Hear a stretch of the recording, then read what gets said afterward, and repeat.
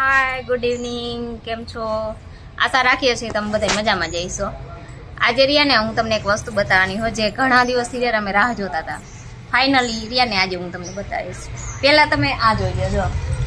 અહીંયા રિયાને દેશી તુલસી છે જે રિયાને બહુ જ મસ્ત નાખી છે ઘેરો આખો. પછી રિયાને આ દેશી ગુલાબ છે, ગુલાબી કલરના જો તમે એ જો દરરોજ રિયાને કેટલાય ગુલાબ આવે છે અને ખરી જાય છે.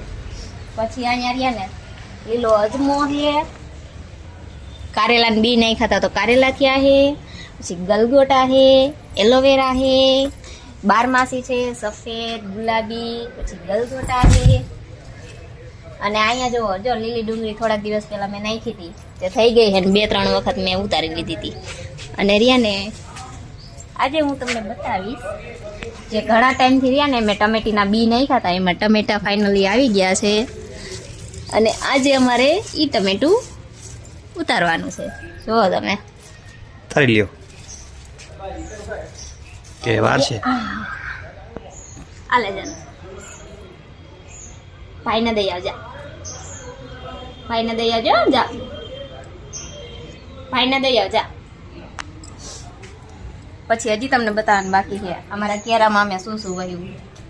જો અહીંયા રહ્યા ને મેં લીંબુના બી નહીં ખાતા, એમાંથી જો મોટી બધી રહ્યા ને લીંબુડી થઈ ગઈ છે. પછી પોપૈયાના બી નહીં ખાતા, એમાંથી રહ્યા ને પોપૈયા આવવા માંડ્યા. જો જોઈ શકો તમે કેટલા બધા પોપૈયા છે. અને અહીંયા દેશી લીમડો છે, આંબો છે, કારેલાના બી નહીં ખાતા તો કારેલી થઈ છે, ગોરસ આંબલી છે. અને અહીંયા મેં રહ્યા ને ટમેટીના બી અને લીંબુડીના બી નહીં ખાતા, જેમાં ટમેટી અને લીંબુડી ની બધી થાય છે. એટલે રહ્યા ને કેરામાં થોડા બી નાખતું રહેવું. આવી રીતના રહ્યા ને ટમેટા આવે અને બી અને સારવાર લેતું રહેવું એટલે રહ્યા ને મસ્ત ટમેટા ઘરે ઉગી જાય છે. ઓકે. અને આ ટમેટાની અમે કેટલાય દિવસથી ત્યાં ને રાહ જોતા હતા જે ફાઇનલી આવી ગયું. મલાર તો કેટલાય દિવસથી રાહ જોવે કેદી ટમેટું પાકે ને કેદી ખાય. હવે આજ ભાઈને મજા આવી જાય છે.